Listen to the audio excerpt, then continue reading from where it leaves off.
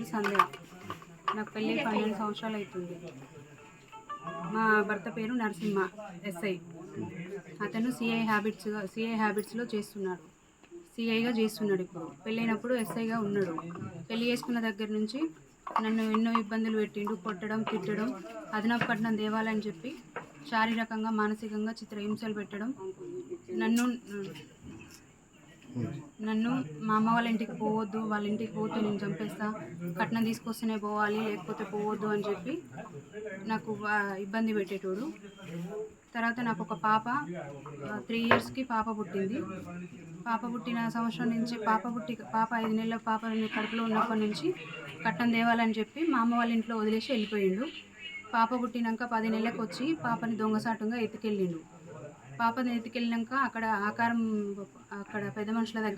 పెద్ద మనుషుల సమక్షంలో మేము పంచాయతీ పెట్టినప్పుడు 1,50,000 ఇస్తేనే తీసుకెళ్తా లేకపోతే తీసుకెళ్ళను అని చెప్పి పాపని నన్ను తీసుకెళ్తా, నువ్వు 1,50,000 ఇస్తేనే తీసుకెళ్తాను అని చెప్పిండు. చెప్తే పెద్ద మనుషులందరూ కలిసి 1,50,000 ఇప్పించారు. ఇప్పించినాక పాప నన్ను తీసుకెళ్ళిండు. మళ్ళీ తీసుకెళ్ళినాక మళ్ళీ పాప బర్త్డే ఉంది, పాప బర్త్డేకి చైన్ పెడితేనే మిమ్మల్ని తీసుకెళ్తా లేకపోతే మీ వాళ్ళతో మాట్లాడనియను, చూడనియను అని చెప్పి మళ్ళీ టార్చర్ మొదలుపెట్టిండు. అప్పటి నుండి పెళ్ళైన దగ్గర నుండి ఇప్పటిదాకా చాలా రోజుల నుంచి ఇబ్బందులు పెట్టు, కొట్టడం, తిట్టడం, మా తల్లిదండ్రుల దగ్గరికి పోనీయకుండా, వాళ్ళని చూడనీయకుండా, ఫంక్షన్లకు కానీ పెళ్ళిళ్ళకి కానీ ఎక్కడికి పంపించకుండా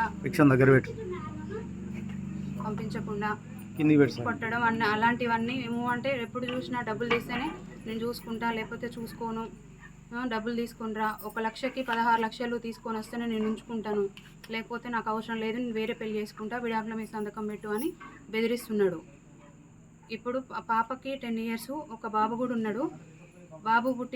బాబు కావాలని చెప్పి 3 అబార్షన్లు చేయించిండు. చేయించినాక అక్కడి నుంచి బాబు పుట్టినాక మళ్ళీ 1.5 ఇయర్కి మళ్ళీ మా అమ్మ వాళ్ళ ఇంట్లో వదిలేసిండు.